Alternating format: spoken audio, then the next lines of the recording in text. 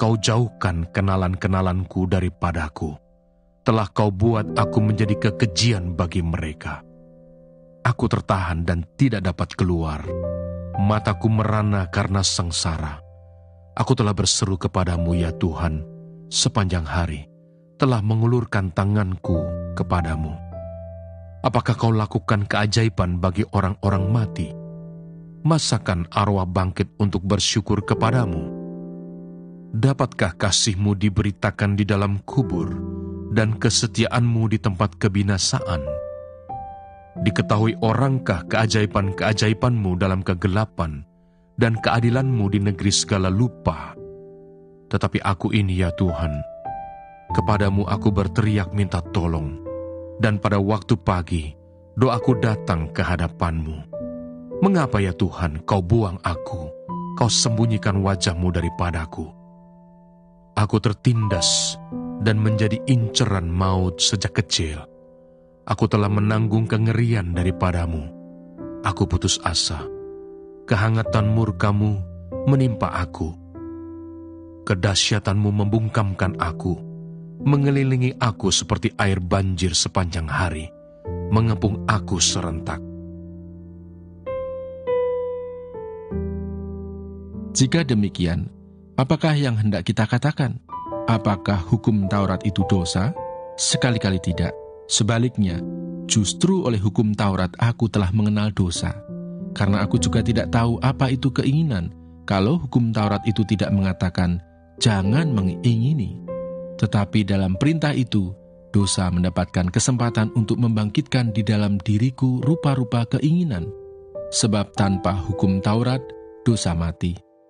Dahulu aku hidup tanpa hukum Taurat. Akan tetapi sesudah datang perintah itu, dosa mulai hidup. Sebaliknya aku mati. Dan perintah yang seharusnya membawa kepada hidup, ternyata bagiku justru membawa kepada kematian. Sebab dalam perintah itu, dosa mendapat kesempatan untuk menipu aku, dan oleh perintah itu ia membunuh aku. Jadi hukum Taurat adalah kudus, dan perintah itu juga adalah kudus, benar dan baik. Perjuangan hukum Taurat dan dosa. Jika demikian, adakah yang baik itu menjadi kematian bagiku? Sekali-kali tidak, tetapi supaya nyata bahwa ia adalah dosa, maka dosa mempergunakan yang baik untuk mendatangkan kematian bagiku, supaya oleh perintah itu dosa lebih nyata lagi keadaannya sebagai dosa. Sebab kita tahu bahwa hukum Taurat adalah rohani, tetapi aku bersifat daging, terjual di bawah kuasa dosa. Sebab apa yang aku perbuat, aku tidak tahu. Karena bukan apa yang aku kehendaki yang aku perbuat, tetapi apa yang aku benci, itulah yang aku perbuat. Jadi jika aku perbuat apa yang tidak aku kehendaki, aku menyetujui bahwa hukum Taurat itu baik. Kalau demikian, bukan aku lagi yang memperbuatnya, tetapi dosa yang ada di dalam aku. Sebab aku tahu bahwa di dalam aku, yaitu di dalam aku sebagai manusia, tidak ada sesuatu yang baik. Sebab kehendak memang ada di dalam aku, tetapi bukan hal berbuat apa yang baik. Sebab bukan apa yang aku kehendaki, yaitu yang baik yang aku perbuat, melainkan apa yang tidak aku kehendaki, yaitu yang jahat yang aku perbuat. Jadi jika aku berbuat apa yang tidak aku kehendaki, maka bukan lagi aku yang memperbuatnya, tetapi dosa yang diam di dalam aku. Demikianlah aku dapati hukum ini. Jika aku menghendaki berbuat apa yang baik, yang jahat itu ada padaku. Sebab di dalam batinku, aku suka akan hukum Allah. Tetapi di dalam anggota-anggota tubuhku, aku melihat hukum lain yang berjuang melawan hukum akal budiku, dan membuat aku menjadi tawanan hukum dosa yang ada di dalam anggota-anggota tubuhku. Aku manusia celaka. Siapakah yang akan melepaskan aku dari tubuh maut ini? Syukur kepada Allah oleh Yesus Kristus Tuhan kita. Hosea pasal 6. Mari kita akan berbalik kepada Tuhan, sebab Dialah yang telah menerkam dan yang akan menyembuhkan kita, yang telah memukul dan yang akan membalut kita. Ia akan menghidupkan kita sesudah 2 hari. Pada hari yang ketiga, Ia akan membangkitkan kita, dan kita akan hidup di hadapan-Nya. Marilah kita mengenal dan berusaha sungguh-sungguh mengenal Tuhan. Ia pasti muncul seperti fajar. Ia akan datang kepada kita seperti hujan, seperti hujan pada akhir musim yang mengairi bumi. Apakah yang akan kulakukan kepadamu, hai Efraim? Apakah yang akan kulakukan kepadamu, hai Yehuda? Kasih setiamu seperti kabut pagi, dan seperti embun yang hilang pagi-pagi benar. Sebab itu aku telah meremukkan mereka dengan perantaraan nabi-nabi. Aku telah membunuh mereka dengan perkataan mulutku, dan hukumku keluar seperti terang. Sebab aku menyukai kasih setia dan bukan korban sembelihan, dan menyukai pengenalan akan Allah lebih daripada korban-korban bakaran. Efraim tidak mau bertobat. Tetapi mereka itu telah melangkahi perjanjian di Adam. Di sana mereka telah berkhianat terhadap aku. Gilead adalah kota para penjahat, penuh dengan jejak darah. Seperti gerombolan menghadang, demikianlah persekutuan para imam. Mereka membunuh di jalan ke Sikem. Sungguh, mereka melakukan perbuatan mesum. Di antara kaum Israel telah kulihat hal-hal yang mengerikan. Di sana ada Efraim bersundal, dan Israel telah menajiskan diri. Juga bagimu, hai Yehuda, telah ditentukan penuaian, apabila aku memulihkan keadaan umatku.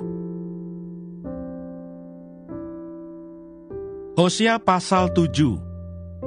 Apabila aku menyembuhkan Israel, maka tersingkaplah kesalahan Efraim dan kejahatan-kejahatan Samaria, sebab mereka melakukan penipuan, pencurian mendobrak masuk, gerombolan merampas di luar, dan tidak terpikir mereka bahwa aku mengingat segala kejahatan mereka. Sekarang pun perbuatan-perbuatan mereka mengepung mereka, semuanya ada di hadapan wajahku. Dosa Israel di bidang agama dan kenegaraan.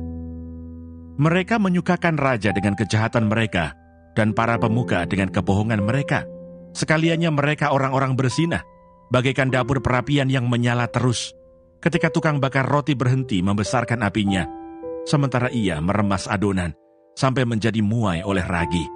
Pada pesta raja kita, mereka membuat sakit. Para pemuka dengan anggur yang menghangatkan, ia bersekutu dengan para pencemooh. Batin mereka seperti dapur perapian, hati mereka menyala-nyala. Semalam-malaman murka mereka surut, pada waktu pagi menyala kembali seperti api yang menjilat. Mereka semua sudah panas seperti dapur perapian, dan memakan habis para hakim mereka. Semua raja mereka sudah tewas, tidak ada seorang di antara mereka yang berseru kepadaku. Efraim mencampurkan dirinya di antara bangsa-bangsa. Efraim telah menjadi roti bundar yang tidak dibalik. Orang-orang luar memakan habis kekuatannya, tetapi ia sendiri tidak mengetahuinya. Juga ia sudah banyak beruban, tetapi ia sendiri tidak mengetahuinya. Kecongkakan Israel menjadi saksi terhadap dirinya, namun mereka tidak berbalik kepada Tuhan Allah mereka, dan tidak mencari Dia kendati semuanya ini. Efraim telah menjadi merpati tolol, tidak berakal, dengan memanggil kepada Mesir, dengan pergi kepada Asyur. Apabila mereka pergi, aku akan membentangkan jaringku ke atas mereka.